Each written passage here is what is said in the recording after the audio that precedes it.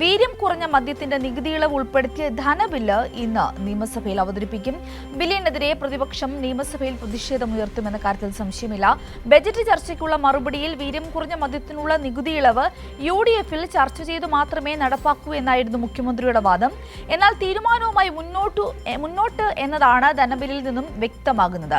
അതുമാത്രമല്ല, തദ്ദേശ സ്ഥാപനങ്ങളുടെ ഫണ്ട് വെട്ടിക്കുറച്ചത് നിയമസഭയിൽ അടിയന്തര പ്രമേയമായി ഉയർത്തുവാനുള്ള തീരുമാനത്തിലുമാണ് പ്രതിപക്ഷം.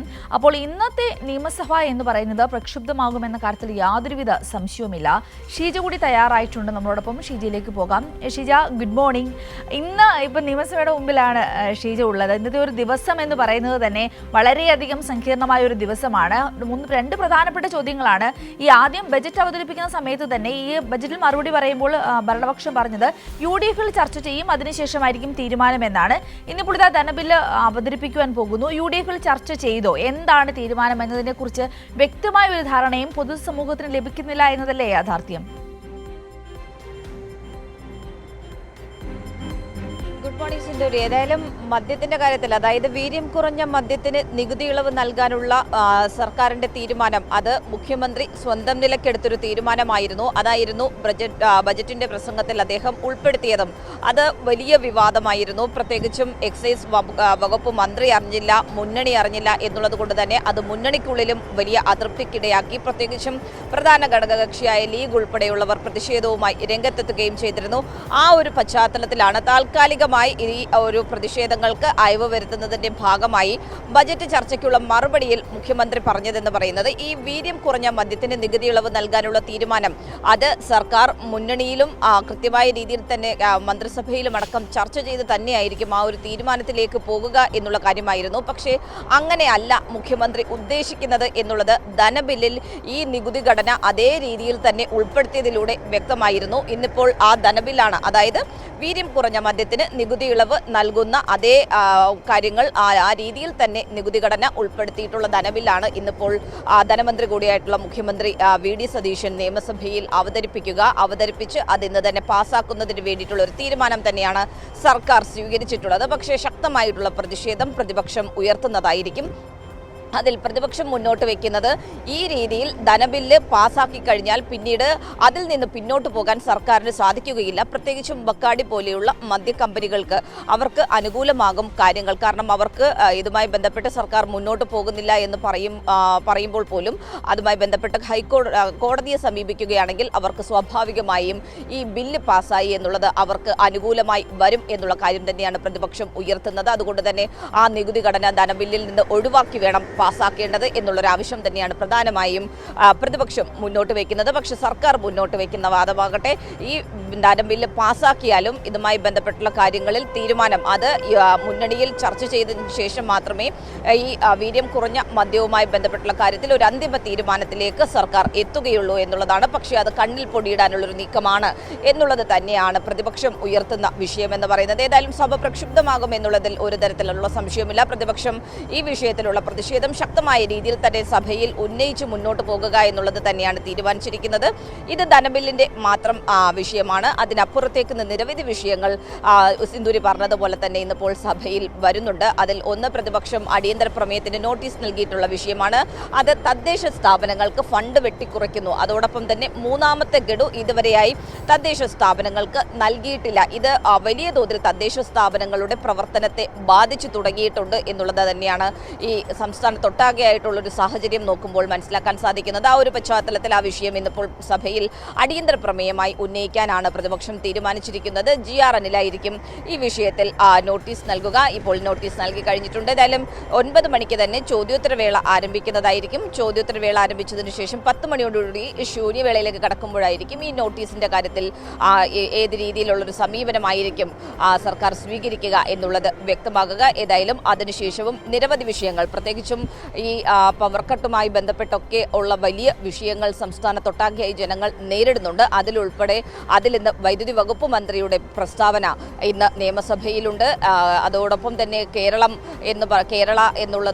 എന്നുള്ള ഔദ്യോഗിക നാമകരണവുമായി ബന്ധപ്പെട്ടുള്ള വിഷയം അതുൾപ്പെടെ ഇന്നിപ്പോൾ സഭയിൽ പരിഗണനയ്ക്ക് വരുന്നുണ്ട്. അതുകൊണ്ട് തന്നെ ഇന്ന് നിരവധി വിഷയങ്ങളും വാർത്തകളും തന്നെയായിരിക്കും സിന്ധൂരി സഭയിൽ നിന്നും ഉണ്ടാവുക. അതെ ഷീജ പറഞ്ഞപ്പോൾ തന്നെ സജീവമായ ഒരു ദിവസമായിരിക്കും ഇന്നെന്ന കാര്യത്തിൽ സംശയമില്ല. ഷീജ, മറ്റൊരു കാര്യം കൂടെ ചോദിച്ചോളട്ടെ. ഇപ്പോൾ ഇവിടെ ഈ ഒരു വിഷയം നോക്കുമ്പോൾ നമ്മൾ എപ്പോഴും കാണുന്നത് വലിയ തരത്തിലുള്ള പ്രതിപക്ഷം ഇതിനകത്തൊരു വിമർശനം ഉന്നയിക്കുമ്പോൾ അല്ലെങ്കിൽ പൊതുസമൂഹത്തിൽ ആശങ്കകൾ വരുമ്പോൾ അവരുടെ മുമ്പിലേക്ക് UDF സർക്കാർ, പ്രത്യേകിച്ച് മുഖ്യമന്ത്രി പറയുന്നത് ഞങ്ങൾ ചർച്ച ചെയ്യും, ഇതൊന്നും പ്രശ്നമല്ല. നമ്മൾ പല വിഷയത്തിൽ ഇപ്പോൾ വാഹനങ്ങളുടെ മോഡിഫിക്കേഷൻ ഏതെടുത്താലും ആ ഒരു പൊതുസമൂഹത്തിന് മുമ്പിൽ ഒന്ന് പറയുകയും എന്നാൽ അവരുടെ തീരുമാനം നടപ്പിലാക്കാനുള്ള സാങ്കേതിക വശങ്ങളെല്ലാം വളരെ കൃത്യമായി രഹസ്യമായി അല്ലെങ്കിൽ ആരും അറിയാത്ത രീതിയിൽ മുന്നോട്ട് കൊണ്ടുപോവുകയും ചെയ്യുന്ന ഒരു രീതിയാണ് തുടക്കം മുതലേ VD സതീശൻ സർക്കാർ മുന്നോട്ട് കൊണ്ടുവരുന്നത്. ഇപ്പോൾ ഈ ധനബില്ലിൽ കാര്യത്തിൽ വരുമ്പോൾ, ഈ ധനബിൽ അവതരണത്തിലേക്ക് വരുമ്പോഴും ഷീജ പറഞ്ഞതുപോലെ തന്നെ സാങ്കേതികമായി നാളെ ഒരു പക്ഷേ ഈ പറയുന്ന കമ്പനികളൊക്കെ കോടതിയിൽ പോയാൽ അവർക്ക് സാധകമായ രീതിയിലുള്ള എല്ലാ ലൂപ്പ് ഹോൾസും ഇട്ടുകൊണ്ടല്ലേ സാങ്കേതികമായി എല്ലാം അവരുടെ തീരുമാനങ്ങൾക്കനുസരിച്ച് മുന്നോട്ട് കൊണ്ടുപോകുന്ന ഒരു നയമല്ലേ മുഖ്യമന്ത്രി ഈ കഴിഞ്ഞ കുറച്ച് നാളുകൾക്ക് അല്ലെങ്കിൽ ഈ ഒരു ഭരണം തുടങ്ങിയ സമയം മുതൽ ആരംഭിക്കുന്നത്? തീർച്ചയായും സിന്ധുരി, അതിലൊരു തരത്തിലുള്ള തർക്കമില്ല. കാരണം മുഖ്യമന്ത്രിക്ക് അറിയാം ഈ വിഷയവുമായി ഇപ്പോൾ അല്ലാതെ മുന്നോട്ട് പോകുന്നു എന്നുള്ളൊരു പ്രഖ്യാപനം നടത്തുകയാണെങ്കിൽ സ്വാഭാവികമായും മുന്നണി തന്നെ മുഖ്യമന്ത്രിക്ക് എതിരാകുന്ന ഒരു സാഹചര്യം ഉണ്ടാകും. കാരണം അത് തന്നെയാണ് നമ്മൾ ബജറ്റ് പ്രസംഗത്തിൽ അദ്ദേഹം ഈ വിഷയം ഉൾപ്പെടുത്തിയപ്പോൾ കണ്ടത്. കാരണം എക്സൈസ് വകുപ്പ് മന്ത്രി അറിയുന്നില്ല, മുന്നണി അറിയുന്നില്ല. പക്ഷേ അത് വലിയ തോതിൽ മുന്നണിക്കുള്ളിൽ, സർക്കാരിനുള്ളിൽ ഭിന്നതയുണ്ട് എന്ന് വരുന്നൊരു ഘട്ടമായതുകൊണ്ട് പരസ്യ പ്രതികരണങ്ങൾ പിന്നീട് അവർ ഒഴിവാക്കുന്നതാണ് നമ്മൾ കണ്ടത്. കാരണം ആ രീതിയിൽ അവരുമായി സമവായ നീക്കങ്ങളടക്കം മുഖ്യമന്ത്രി നടത്തുകയും ചെയ്തു. അതിന്റെ ഭാഗമായിട്ടൊക്കെയാണ് ഈ ബജറ്റ് ചർച്ചയ്ക്കുള്ള മറുപടിയിൽ മുഖ്യമന്ത്രിയുടെ നിലപാടെന്ന് പറയുന്നത്. അതിൽ അദ്ദേഹം പൂർണ്ണമായും ആ തീരുമാനത്തിൽ നിന്നും താൻ യൂട്ടേൺ അടിച്ചു എന്ന് വരുത്തി തീർക്കാനുള്ളൊരു ശ്രമം തന്നെയായിരുന്നു നടത്തിയിട്ടുണ്ടായിരുന്നത്. അതിന്റെ ഭാഗമായിട്ടാണ് മുന്നണിയിൽ ചർച്ച ചെയ്ത് മാത്രമേ ഈ വീര്യം കുറഞ്ഞ മദ്യത്തിന്റെ നികുതി ഇളവ് നൽകുന്ന കാര്യത്തിലാകട്ടെ, അല്ലെങ്കിൽ ആ വീര്യം കുറഞ്ഞ മദ്യം വിതരണം ചെയ്തതിലാകട്ടെ അടക്കമുള്ള കാര്യങ്ങളിൽ തീരുമാനത്തിലേക്ക് എത്തൂ എന്നത് അദ്ദേഹം പറഞ്ഞത്. പക്ഷേ അദ്ദേഹത്തിന്റെ തീരുമാനം ഇതുമായി മുന്നോട്ട് പോകാനാണ് എന്നുള്ളത് ഈ ധനബില്ലിന്റെ കരട് പുറത്തു വന്നപ്പോൾ തന്നെ വ്യക്തമായിരുന്നു. ഏതായാലും ആ ധനബില്ല് ഇന്ന് നിയമസഭയിൽ അവതരിപ്പിച്ച് സ്വാഭാവികമായും അത് പാസ്സാക്കുന്നതായിരിക്കും. അത് പാസ്സായി കഴിഞ്ഞാലുള്ള തിരിച്ചടി എന്ന് പറയുന്നത് ഈ പറയുന്നത് പോലെ തന്നെ മദ്യ കമ്പനികൾക്ക് അനുകൂലമായുള്ളൊരു നിലപാട് അതാണ് ഈ ധനബില്ല് പാസ്സാകുന്നതിലൂടെ ഉണ്ടാകുന്നത് എന്നുള്ളത് തന്നെയാണ് പ്രതിപക്ഷം പ്രധാനമായും ഉന്നയിക്കുന്നത്. കാരണം സർക്കാർ ഇതിൽ നിന്നും താൽക്കാലികമായി രക്ഷപ്പെടുന്നതിന് വേണ്ടി മുഖ്യമന്ത്രി മുന്നോട്ട് വയ്ക്കുന്ന വാദം എന്ന് പറയുന്നത് ഈ ബില്ല് പാസ്സായതുകൊണ്ട് മാത്രം അത് തീരുമാനം സംസ്ഥാനത്ത് നടപ്പിലാക്കാൻ സാധിക്കില്ല എന്നുള്ളതാണ്. പക്ഷേ സംസ്ഥാനത്ത് നടപ്പിലാക്കുന്നതിനപ്പുറത്തായി ആ മദ്യ കമ്പനികൾക്ക് അനുകൂലമായ ഒരു നിലപാട് ഇതിൽ ഒളിഞ്ഞുകിടക്കുന്നു എന്നുള്ളതാണ്. കാരണം സ്വാഭാവികമായും ഈ വിഷയവുമായി ബന്ധപ്പെട്ടുകൊണ്ട് ബക്കാർഡി അടക്കം അവരുടെ അടക്കമുള്ള അപേക്ഷകൾ സർക്കാരിൻ്റെ മുന്നിലുണ്ട്. ദ്രുതഗതിയിലാണ് അതിൻ്റെ ഫയലുകളുടെ നീക്കമടക്കം നടന്നിട്ടുണ്ടായിരുന്നത്. അപ്പോൾ ഇതിൽ ഒരു കാലതാമസം ഉണ്ടാകുന്നു എന്ന് കണ്ടാൽ സ്വാഭാവികമായും അവർ കോടതിയെ സമീപിക്കും. കോടതിയെ സമീപിക്കുമ്പോൾ അവർക്ക് അനുകൂലമായ രീതിയിൽ കാര്യങ്ങൾ വരും. പ്രത്യേകിച്ചും ധനബില്ല് പാസ്സായിട്ടുള്ളൊരു സാഹചര്യത്തിൽ ഇത് തന്നെയാണ് സർക്കാർ ഉദ്ദേശിക്കുന്നത്. അങ്ങനെ ഒരു ലൂപ്പ് ഹോൾ ഇട്ടുകൊണ്ട് ഈ ധനബില്ല് പാസ്സാക്കുക എന്നുള്ളതിന് പിന്നിലുള്ള ലക്ഷ്യവും അത് തന്നെയാണ് എന്ന കാര്യമാണ് ഇപ്പോൾ പ്രതിപക്ഷവും ഉയർത്തുന്നത്. അതുകൊണ്ട് തന്നെയാണ് പ്രതിപക്ഷം സ്വാഭാവികമായും വലിയ പ്രതിഷേധം ഈ വിഷയത്തിൽ സഭയ്ക്കുള്ളിൽ ഉയർത്താൻ വേണ്ടി തീരുമാനിച്ചിരിക്കുന്നത്. പക്ഷേ ഈ പറയുന്നത് പോലെ തന്നെ സർക്കാരിൻ്റെതായ രീതിയിൽ മുന്നോട്ട് പോകും എന്നുള്ളത് തന്നെയാണ് നമുക്ക് ഈ ഒരു ഘട്ടത്തിൽ മനസ്സിലാക്കാൻ സാധിക്കുന്നത്. സിന്ധുരി.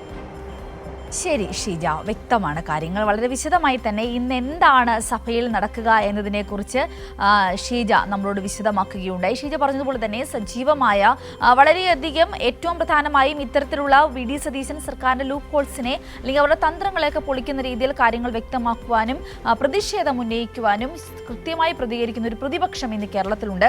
അതുകൊണ്ട് തന്നെ അത്ര ഈസി ആയിട്ടൊന്നും ഈ പ്രശ്നങ്ങളിൽ നിന്നും തടിയൂരുവാൻ UDF സർക്കാരിന് സാധിക്കില്ല എന്ന കാര്യത്തിൽ സംശയമില്ല.